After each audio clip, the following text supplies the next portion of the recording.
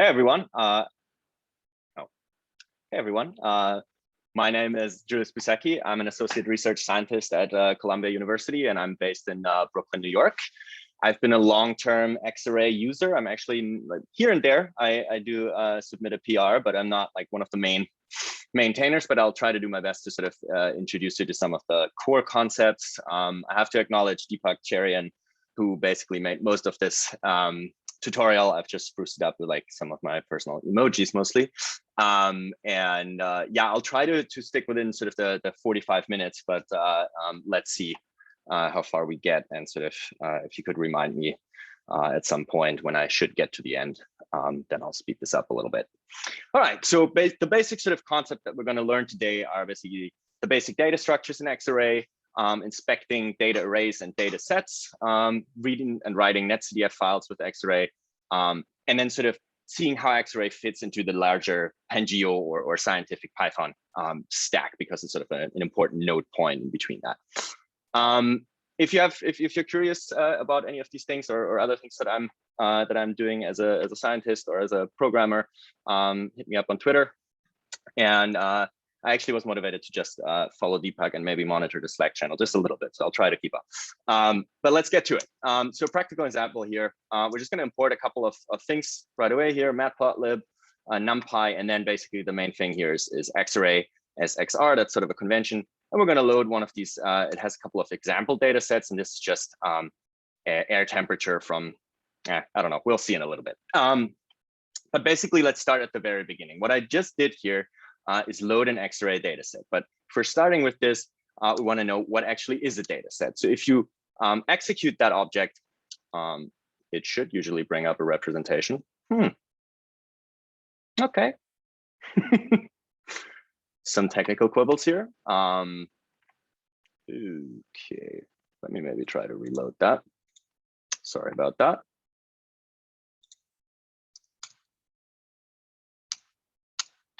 There we go. Okay. So what are we seeing here? First of all, this is one of the super nice newer features of, well, medium new features of Xray, is that you get this nice HTML representation in the Jupyter notebook, and you're immediately able to see that your n-dimensional array basically has a latitude dimension, a time dimension, and a longitude dimension. You see how long these are. And then you have data variables, coordinates, and attributes. And we're going to go through that a little bit more in detail. So sort of the first thing that you're probably interested in is the data variable. So this is, you can actually check out what this is. You can look in here and see like, what are the units of this? And it's daily air temperature at sigma level 995. So you can close that again. And let's pull that out of the data set. And what we have then is basically a data array. So a data set is basically just a collection of several data arrays, and they're handled a little bit differently, whether they're data arrays or coordinates, but in the end, those are the two main building blocks of Xray objects. For convenience, you can access, so basically the data set works like a regular Python dictionary, but for convenience, you can also access many of the variables with this sort of dot notation. This is literally the exact same as what I just showed. So basically, the idea is that in a data array, you have a pure data array and a lot of metadata. So you can, as I just said, sort of pull out some of these attributes, the dimensions, which are named. That's sort of the important difference, and we're going to come to that in a little bit, between NumPy and Xray at the very basic level. So you have these dimensions, which can only be one-dimensional indices of sort of your n-dimensional array. You can have more than three. You can have as many as you want, basically. And that sort of is very akin to what people probably know from a netcdf file, where you also have these sort of logical index dimensions. And then you have coordinates. These can be larger than one dimension. In this case, they aren't, but there's other data sets where you basically could have a curvilinear latitude longitude grid. And so you could have something that is based on X and Y.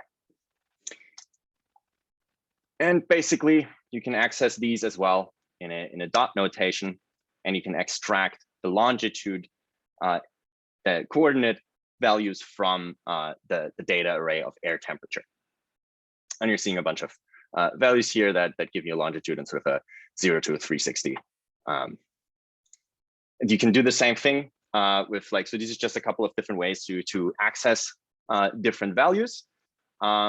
same thing again.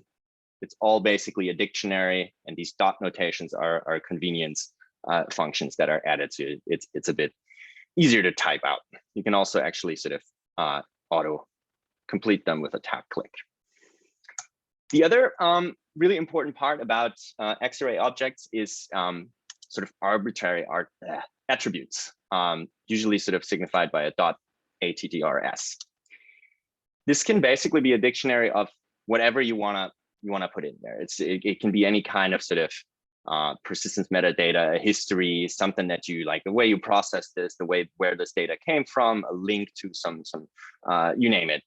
It can also be like sort of these CF compliant metadata like units and the long name. But yeah, you can literally put anything in there, and it will just add this to her. This is just a regular Python dictionary. You just add it. Who's awesome? Xray is awesome. Then sort of the big part of a data set is the actual data. And this one you can always access with the .data property. And actually, if you're printing this might look familiar to you because it's actually a NumPy array. So if you look at this, there's Xray can actually wrap a bunch of different data arrays, but sort of at the very basic level, what we're saying today, think about Xray as a wrapper that makes it a lot easier to work with n-dimensional NumPy arrays, because it gives you this idea of named dimensions. And we're going to see how that is actually useful in a little bit. Definitely use it more for fun than for profit, but if you're so inclined, also get some profit out of it. So just here's an example. This is something that you would probably do with Matplotlib and NumPy arrays. I've just basically extracted the NumPy data and plotted a map of surface air temperatures. It is a bit, yeah, you can do that. Then you can sort of look at an average of an axis. But this right here, I would argue, is pretty unreadable. So if you're just coming in right here and you're saying like, okay, so it took an average over axis 1. What the hell is axis 1? So now you have to sort of double check what is the shape of this, and where does this actually like which kind of dimension did that actually average over? So now the same thing with Xray is basically, well, a one-liner in each case. You can do the same plot. Actually, I would argue a better plot, because it adds conveniently adds the units and the color bar over here. And now this is really readable, right? Like you're basically selecting the second time step, and then you're plotting it and telling it to use the longitude as the x-axis, so that you don't flip the map around. Same thing with the averaging. You're taking an average over time. So now, first of all, you see actually the remaining dimensions are latitude and longitude. So it's very intuitive to average things that way. But under the hood, it actually does exactly the same as that command above. It just knows that in this case, time is axis number 1. But it could be a different data array. You could have two different data arrays. And that's something that, like when I started with MATLAB or with NumPy arrays, that happened often, that you load in 2 different netcdfs, but they're ordered in a different way. And you're just saying, like, oh, give me the average over axis 1. And in one case, it was averaging over longitude. In the other case, it was averaging over time. So Xray actually takes that out of the equation and makes it both more intuitive, and I would say sort of more fail-safe. So let's dive a little bit more. Let's dive maybe a little bit more into this extracting data or indexing, as we call it. So the two main methods that you want to use is .cell and .icell. They both work in a similar way. It's just that .cell sort of uses the labels or the coordinate values of your dimensions, and icell uses purely the logical indexing. So icell is very similar to what you would do with NumPy, whereas cell is sort of where the Xray magic really starts to happen. Xray basically inherits, in particular, the time indexing capabilities from pandas. So that actually makes it really powerful. You can just select time based on this on the string format right here. You can see that sort of the time it pulled out. Then, did it actually? It did not. That's weird. Hold on. Oh, it just pulls out the maze, actually. Sorry, I'm not understanding my own examples here. So it's literally just pulling from that long time series all of the values that are in May of 2013. You can also use slice notation. So you're just basically giving it a range between two different dates. Right here, you can see that it sort of selected from 1st of May 2013 until the last of July. And then you can also figure out something like a nearest neighbor match. And basically, if you would run this without the method nearest, you would probably get an error because that key doesn't actually exist. So right here, basically, we don't have that. Add the method nearest. Oops. And then you basically get the nearest value, which is 240 even. You can actually also use this in a bit fancier version and just pick out sort of if you're interested in, I don't know, like a time series at multiple locations, you can look for the nearest neighbor by just running sort of a selection with a list of values, and it'll pick the nearest value to each one of them. The position-based indexing is that basically what is more akin to what you would do with a NumPy array. But you can still use sort of the power of knowing which axis has a certain name. So basically, if you just want to get the first index along the time dimension, the first index along the latitude dimension, this is what you would do. You would just give it the values 0. And basically, this code here is what you would do with the pure data array or the pure NumPy array underneath, if you know that time is basically the last axis. You can use the same thing as before with a slice notation. So if you want to pull out the 1st to the 10th slice, or you can do something like 4th till the 10th slice, then you get only 6 values, and it'll select all of these appropriately. Just to sort of recap, I think that I've gotten used to this so much that sometimes I don't appreciate enough how awesome this is.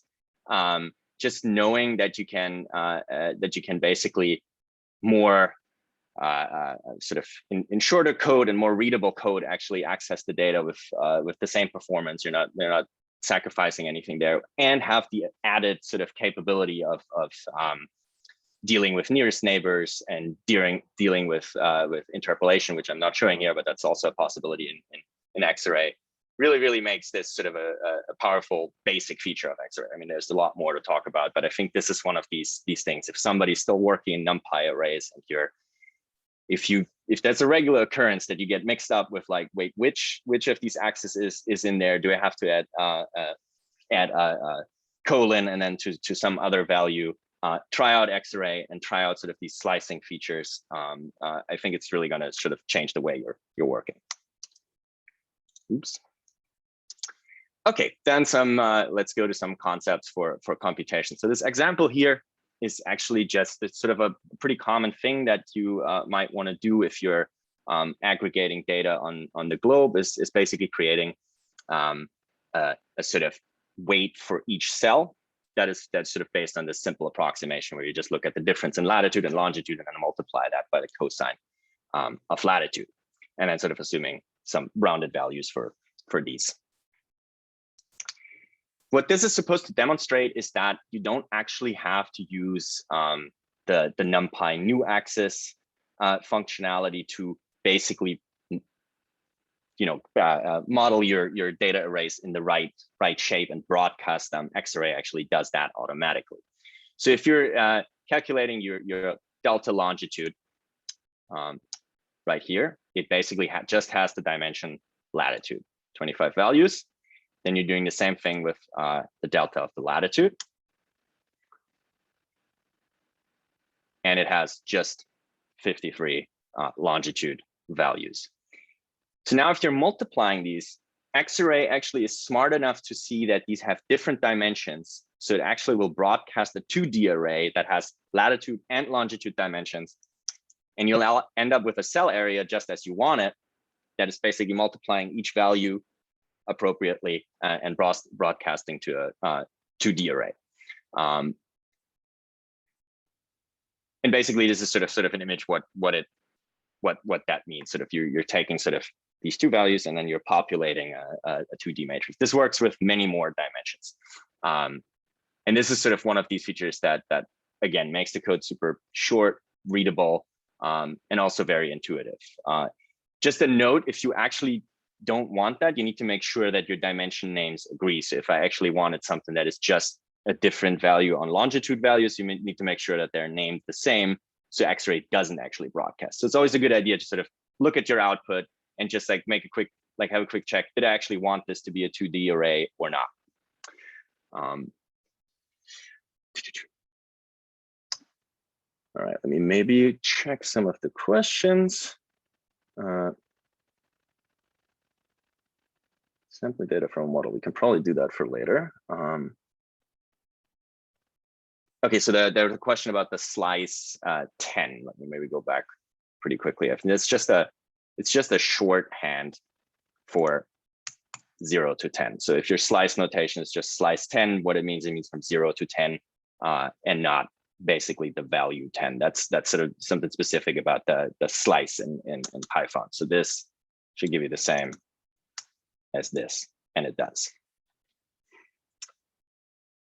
All right.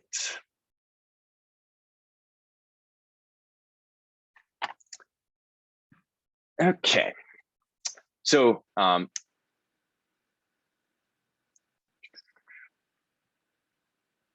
of the other things that Xray does is aligning values. So you can basically look at it. Actually looks at the value arrays, and you can and it will basically try to match these values. You can actually turn that off or on, but this is sort of an example where we, I think, purposely messed this up a little bit. So again, we're at the cell area times the first time step of the air temperature. And now we're purposely messing that up, giving it a little sort of extra value on the latitude here. So we're basically replacing the latitude value with the same value plus like a small scalar.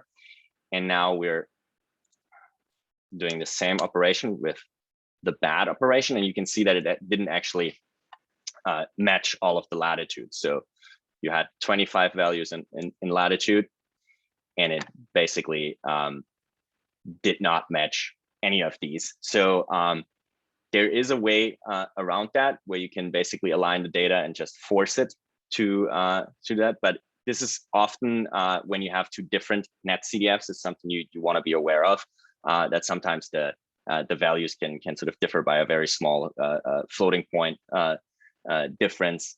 And then you could let me just do that. You could use XR align.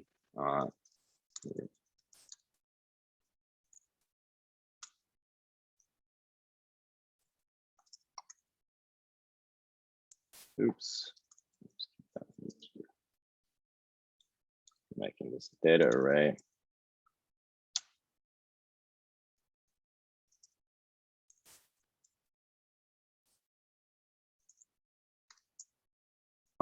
Just passing that at the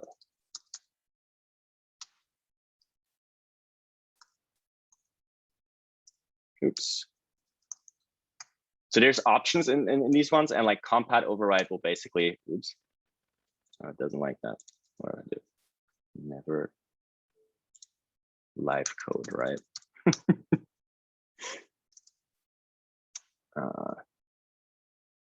Never live code except at OceanHackWeek.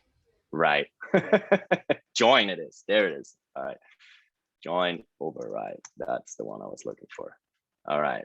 So let's try this again.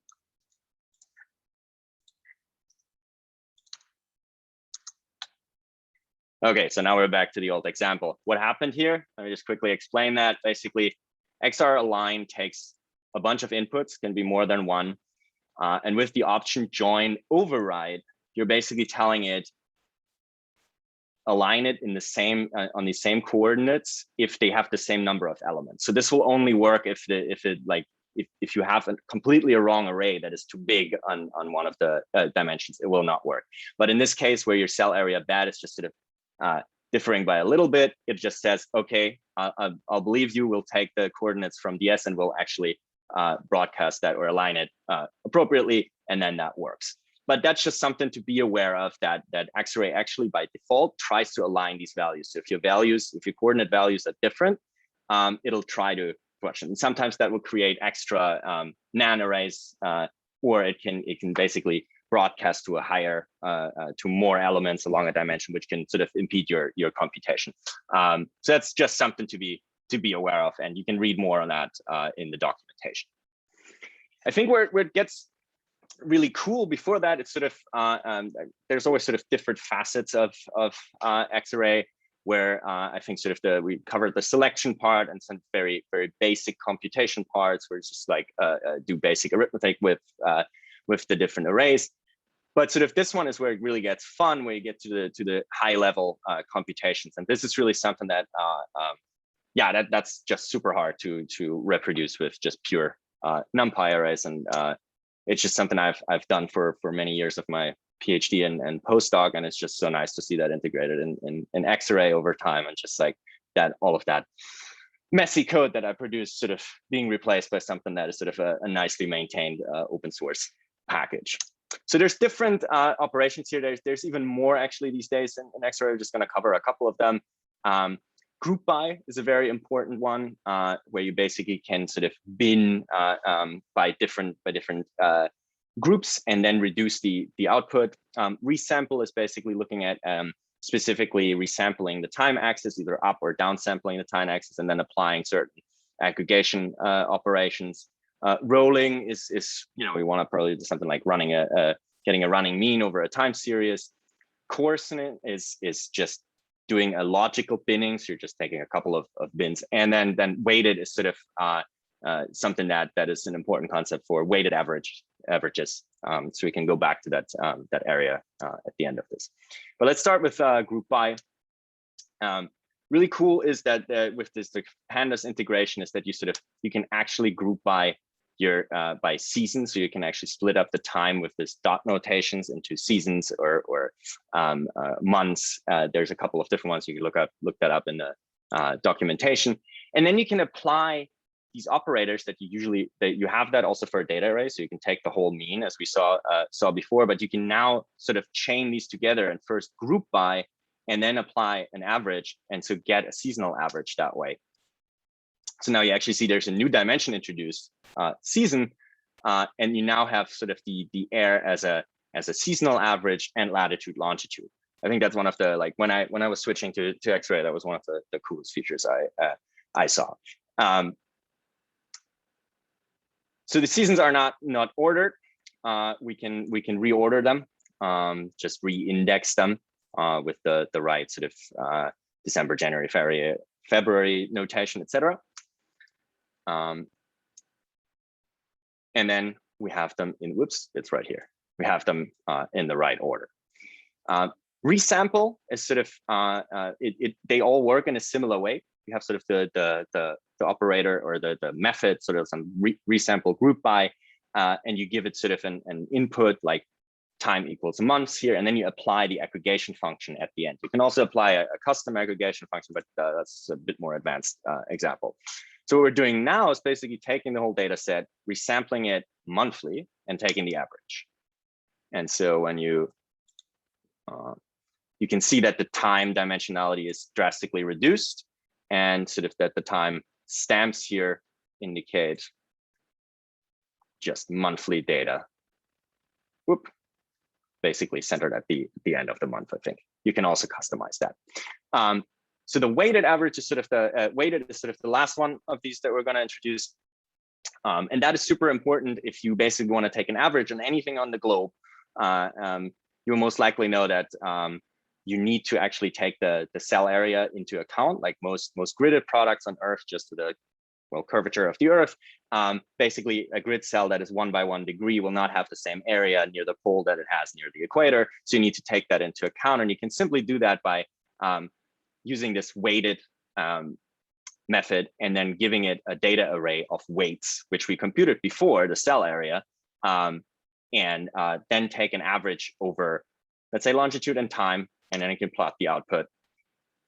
And we can also just quickly plot that without the weighting, just to show that it actually matters.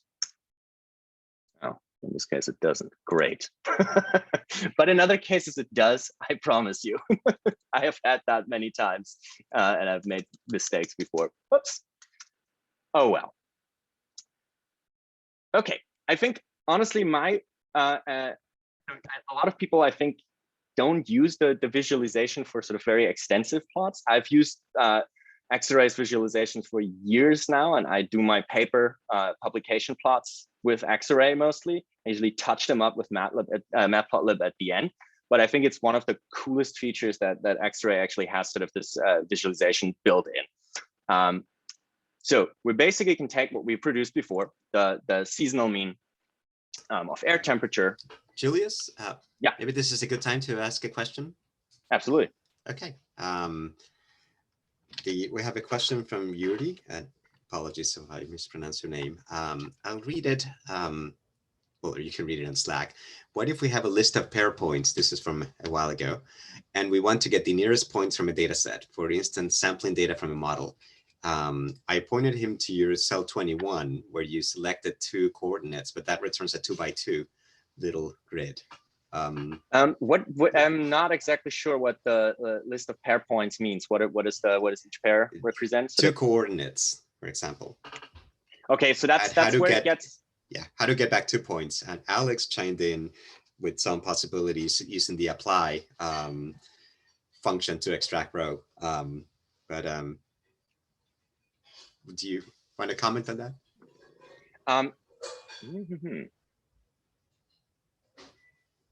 I think that is something that will probably be easier. So some of the indexing operations are still too complicated for Xray, but there's actually active development in making the indexing, like basically giving you the ability to pass custom index functions. And I think that can pretty much do whatever you want with any index. So that might be a solution. I can post the issue later, but I think that's something that actively has been worked on, if I understand this correctly, which I'm still not entirely sure I do, but I'll definitely read into it after this. But I don't have sort of a good solution right now off the bat.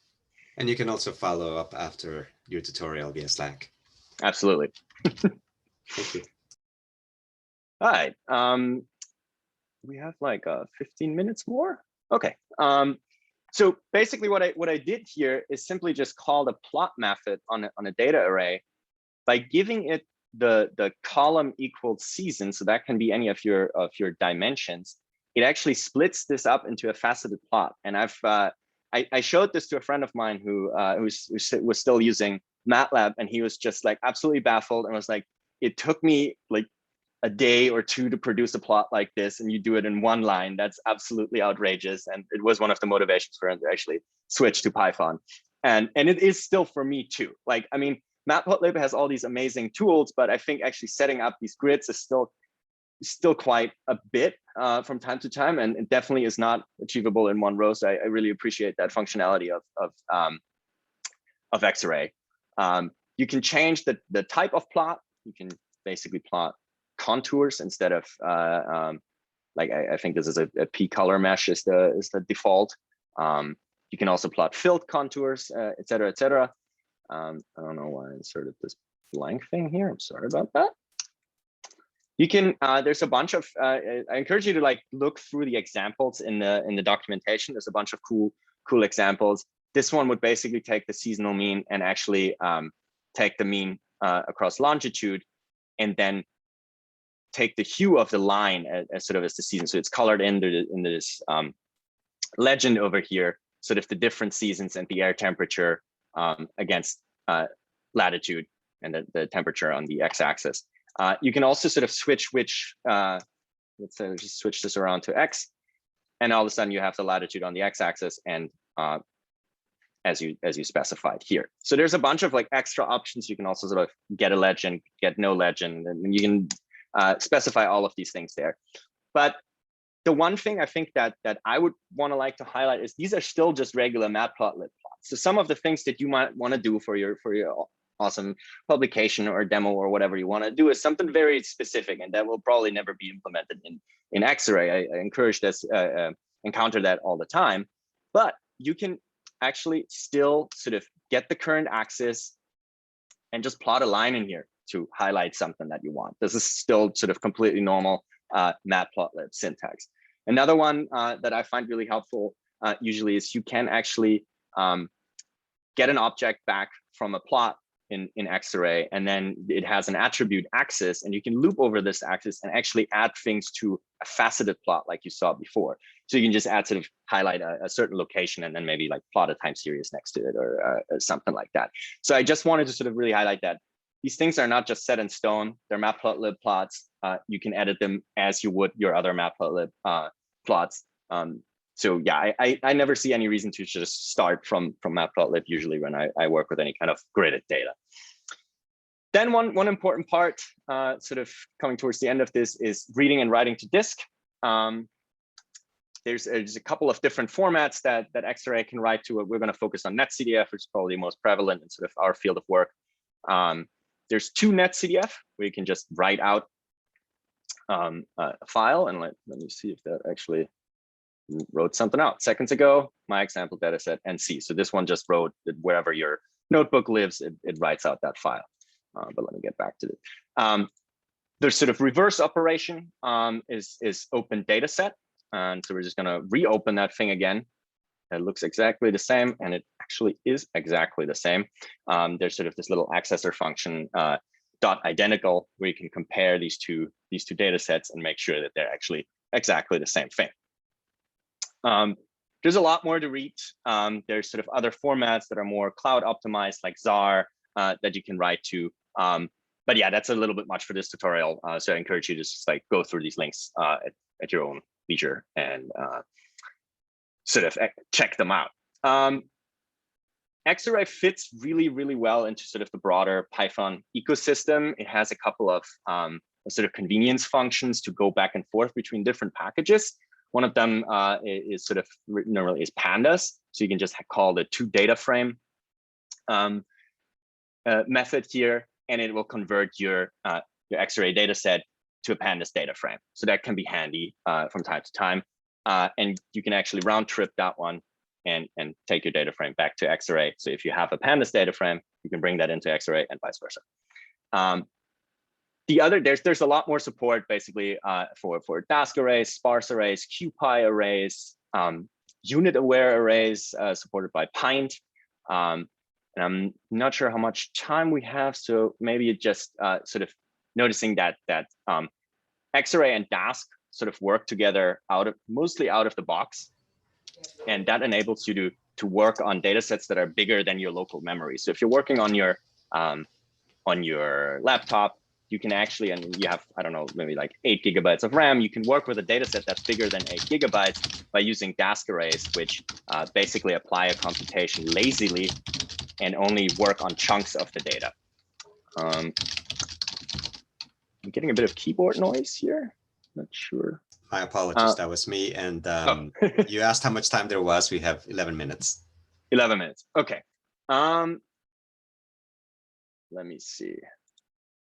Yeah, this is sort of, maybe you can, let's just try to go through this. This is basically setting up a Dask cluster.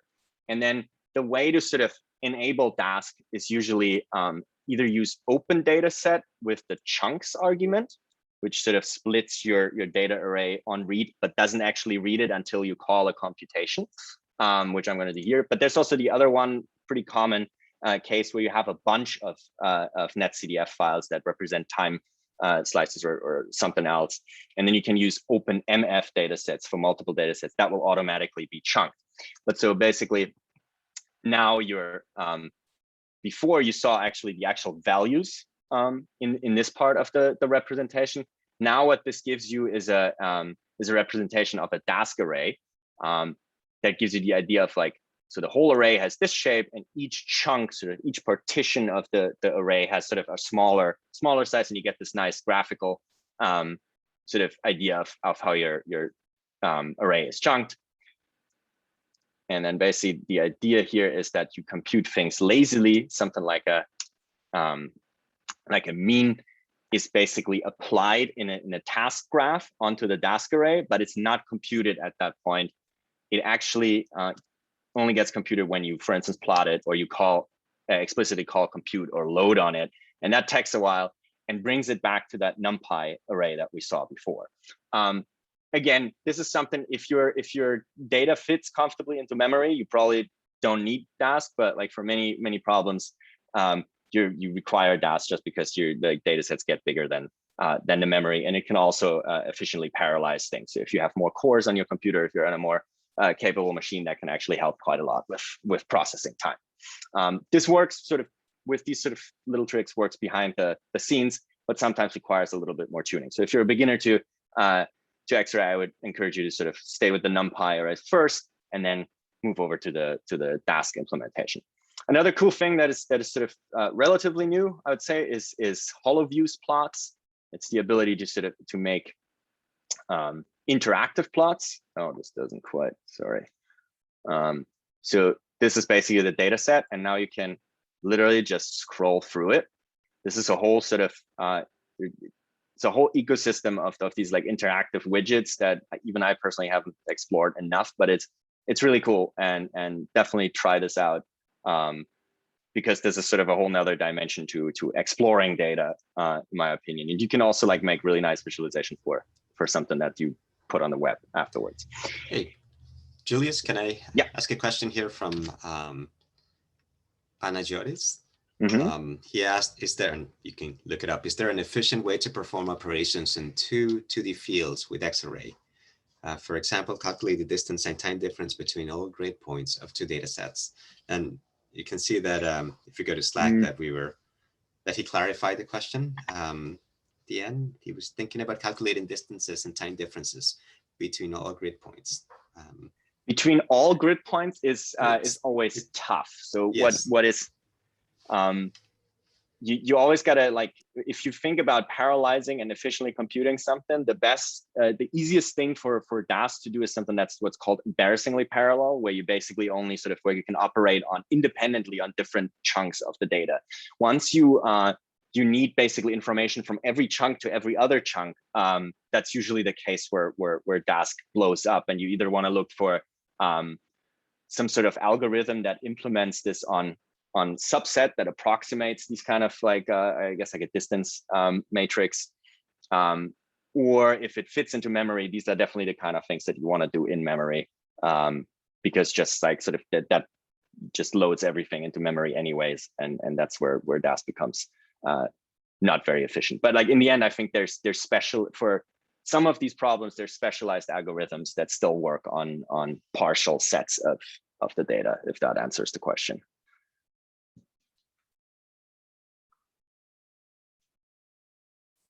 There's a question about if you, in terms of creating Xray objects, if you have a netcdf file, it seems easy, but what about reading in a CSV file or something? I think we've answered that. Feel free to add to it, but hopefully we've answered that one. Nice. So the one, I think the last point I really just kind of want to drive home is that the Xray is sort of like, I would say a node point in the sort of open source world, in the scientific Python stack.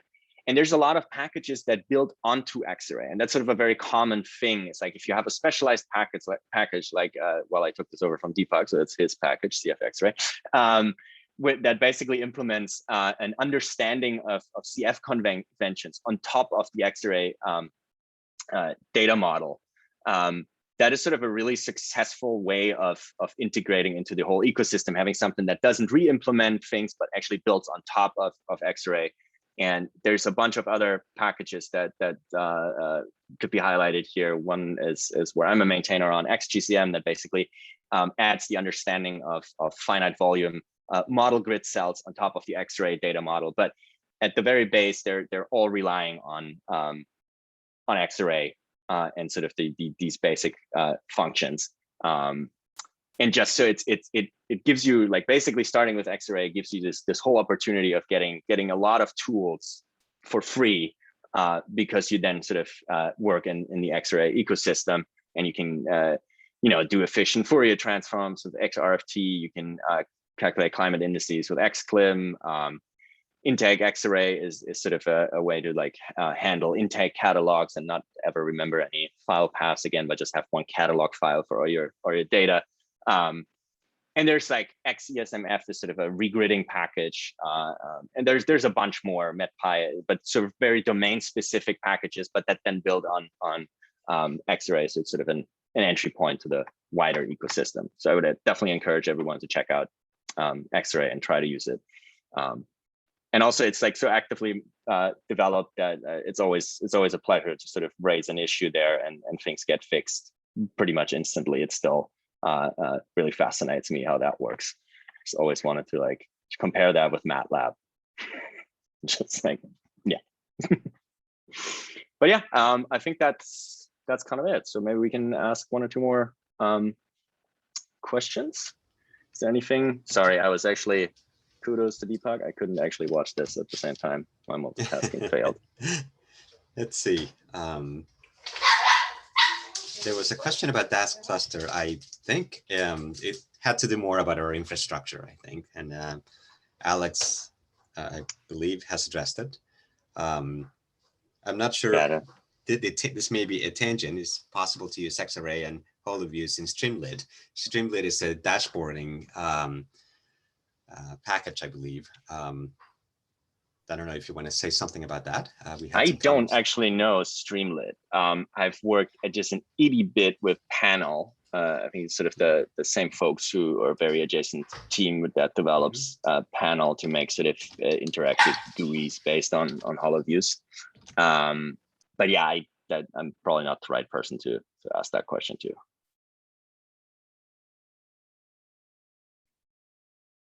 Nope. Seems like there's solutions for that.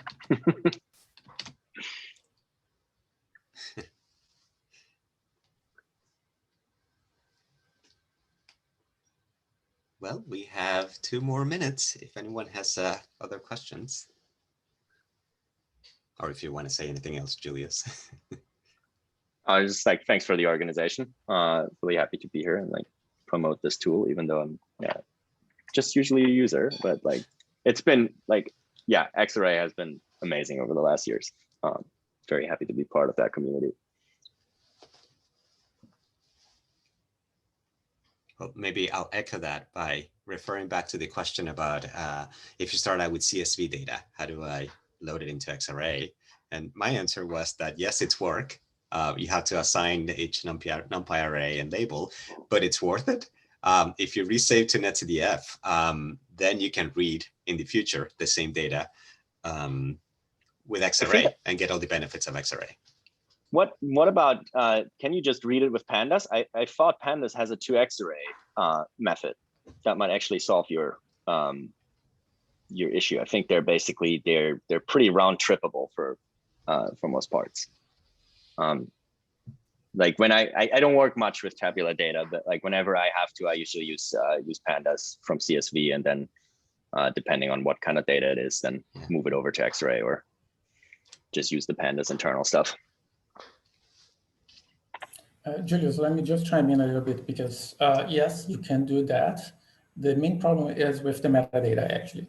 If you're just interested in the labels, it will handle the labels just fine. But if you're interested in having more metadata and make it CF compliant, then you need to provide at least a dictionary with that information. And I think I answered on the issue, but there is a package for that. It's called Ocean Core. It's pretty much based on Pandas. You define any one of those CF discrete sample geometry in there. You load the CSV into Pandas, and then you can export to Xray and actually save an NetCDF file directly from that. I believe I have an example of that from my tutorial. That's awesome. Thank you. That's super helpful.